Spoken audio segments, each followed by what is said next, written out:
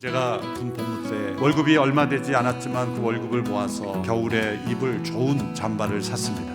그 옷이 너무나 좋은 옷이라는 것을 자랑하고 싶어서 아내는 아주 얇은 옷을 입고 이렇게 외출을 하게 되었습니다. 지하철을 탔는데 여유가 많은 곳이 있어서 그쪽을 향해서 갔습니다. 그런데 그곳에 가서 서는 순간 왜 사람들이 그곳에 없는지를 알게 되었어요. 한 노숙인이 추운 겨울에 런닝 셔츠 하나 입고 누워 있었어요. 그 나오는 냄새 때문에 사람들이 그곳에 서 있지 못했던 거죠. 아, 내가 잘못 왔구나라고 생각을 하고 나도 옆쪽으로 가야 되겠다라고 하는 순간 명백한 하나님의 음성이 들렸어요. 너가 입고 있던 그 옷을 그 사람에게 덮어줘라.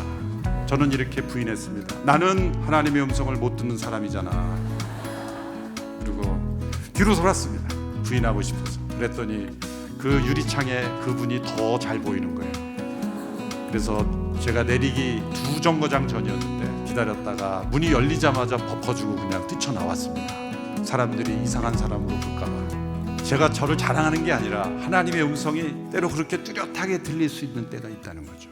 성경 전체를 통해서 우리에게 나타난 하나님은 말씀하시는 하나님이십니다.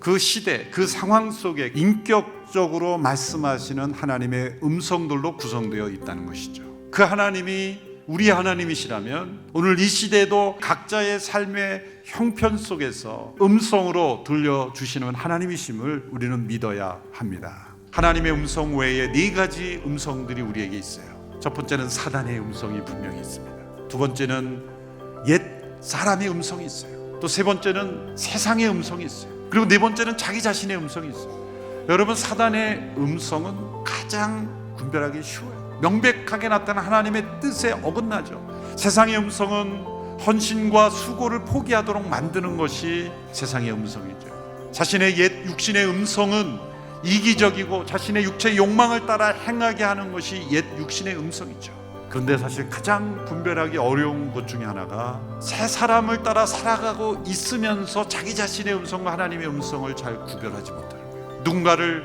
돕는 것도 선한 일이죠. 그런데 선한 일을 하면서 하나님의 영광을 가리고 자기 중심적인 믿음에 빠져들 때가 있다는 거죠. 그래서 자신의 음성과 하나님의 음성까지 잘 구별한다면 하나님의 음성이 더욱 생생하게 들려올 수 있습니다. 어떤 분이 쓴 책 가운데 Wasting time with God, 하나님과 함께하는 시간을 낭비하는 것, 이런 뜻이죠. 그러나 결론은 낭비가 아니라는 거죠.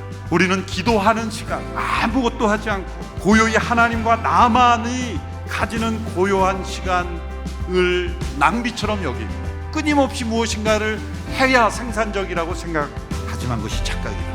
우리를 가장 생산적이고 효과적인 삶을 살게 하는 것은 하나님과 함께 시간을 보내는 것입니다. 그때 하나님의 음성이 들려오게 되기 때문이죠. 때로 우리는 멈춰서야 합니다. 귀를 기울여야 합니다. 침묵해야 합니다. 우리는 진정한 콰이어 타임을 회복해야 할 것입니다. 하나님과 나만이 가지는 조용하고 은밀한 시간을 통해서 말씀하시는 그 음성을 듣고 순종하며 살아가는 우리의 삶이 되어야 할 줄 믿습니다.